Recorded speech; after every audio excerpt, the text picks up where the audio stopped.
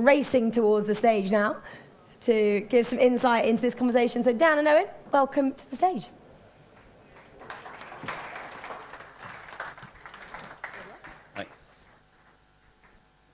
Thanks.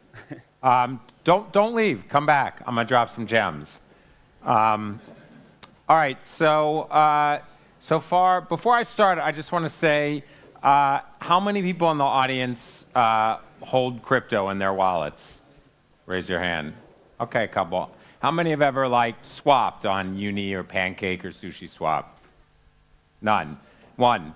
How many own NFTs? One, two. So all today, we just sit around and talk about everybody dusted off their deck from 2019, and then they put NFTs. But the fact is, nobody here even fucking knows about NFTs or owns them. And that's why sports ruins everything. Because all we do is we take things that are actually really cool about the future, and we jam them into some idea of monetization. Similarly, fan engagement, like I'm supposed to talk about young people and fans. Every talk is you know what we have for fan engagement? You can buy stuff from us, and you can bet, and you can give us all your money, and we're going to increase ARPU and jam you through the funnel. And you know what fans love? Being jammed through the funnel. That is so fun. So I try my best as someone who doesn't like to be jammed through the funnel to create some level of fan engagement and to use that to start a company. Actually, 5 years ago tomorrow, we started with just under 10 people, and I'll take you kind of through how we built it, how we launched our own league, and how we thought about this. And while I do love myself and I love my company, I will do it from the perspective of trying to help just you guys learn stuff, and please ask me any questions, because it's less about how great we are, and more about all the things that we did wrong and figured out in the process so that you can benefit from some of them. So this is us. There we are, 2017. In 5 years, we built over 55 million fans across every social platform. We only raised $2 million our first year. 0 of those fans were ever paid for. We do between 1.5 billion and 2 billion video views every month, and 88% of our audience is under 35, and we do hundreds of millions of minutes of content. So suffice it to say, it's a chart. It goes up and to the right. It shows how big and awesome we are, and that works to get more money these days. Basically, in terms of how we did it, it was really focused on a couple of things. Number one is I wasn't focused on building content per se or anything else like that. It was really based on building a brand and a community.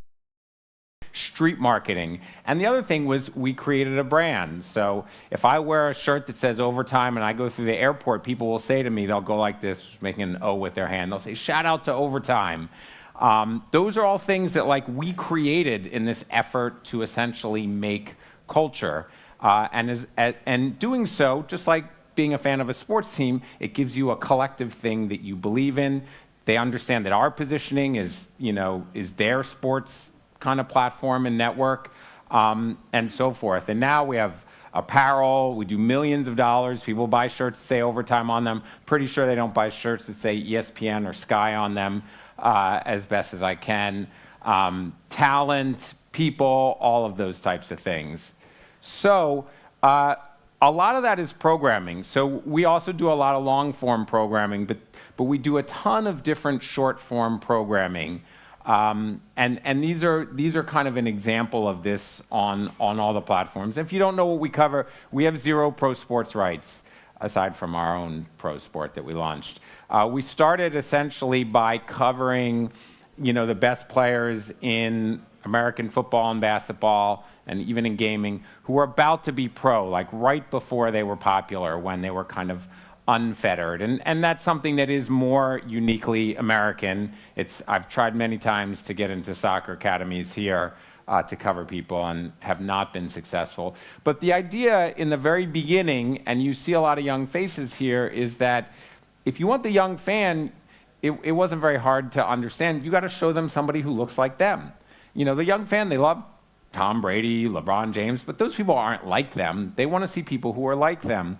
And it's a kind of a twofold psychology. You show somebody who is, on a path to potentially do something great, who's like you. You're like, I'm 16, that person's 16. Maybe they're going to play in the World Cup or they're going to make the NBA. And there's something about young people who want to latch on to that dream and follow that dream because many of them might play sports or they have friends who do. And so they appreciate participating in that dream.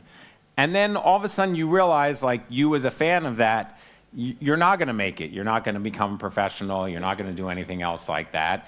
And so now you kind of graduate, maybe you're 20, 23, 24, and you want to watch somebody else and you want to participate in their dream.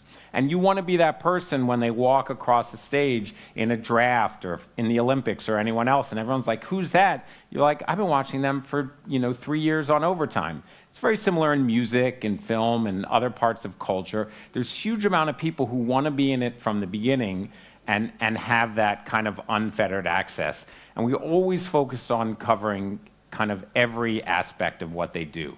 So, 2 years into it, we're covering, we're growing very fast. We're the biggest. We have the #1 engagement in sports, bigger than anybody else in the U.S. And by engagement, it's not just size, but it's like how many people like and comment and share, because the world is filled with people who buy fake views with low engagement. I'll tell you how to spot that later. It's pretty easy.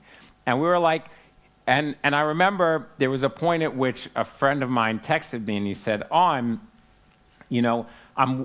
listening to somebody from the NBA and they're talking about how much they like overtime, because when all these players get to the NBA, they have these huge fan bases from overtime already.